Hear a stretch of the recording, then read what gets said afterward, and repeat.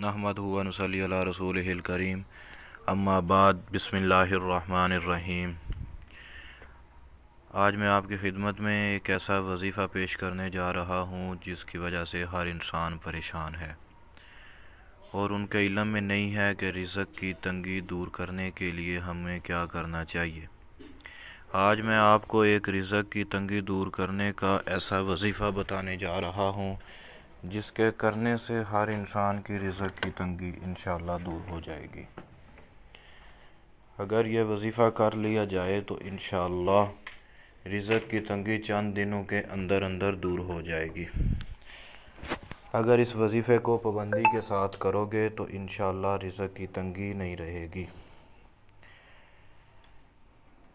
ہر نماز کے بعد استغفر اللہ الذی لا الہ الا هو الحی القیوم واتوب الیہ، استغفر اللہ الذی لا الہ الا هو الحی القیوم واتوب الیہ، استغفر اللہ الذی لا الہ الا هو الحی القیوم واتوب الیہ۔ 100 دفعہ پڑھا کریں، انشاءاللہ رزق کی تنگی دور ہو جائے گی۔ چلتے پھرتے اٹھتے بیٹھتے زیادہ سے زیادہ پڑھیں، انشاءاللہ رزق کی تنگی دور ہو جائے گی۔ جتنا زیادہ پڑھیں گے لاتعداد اتنا زیادہ فائدہ ہوگا۔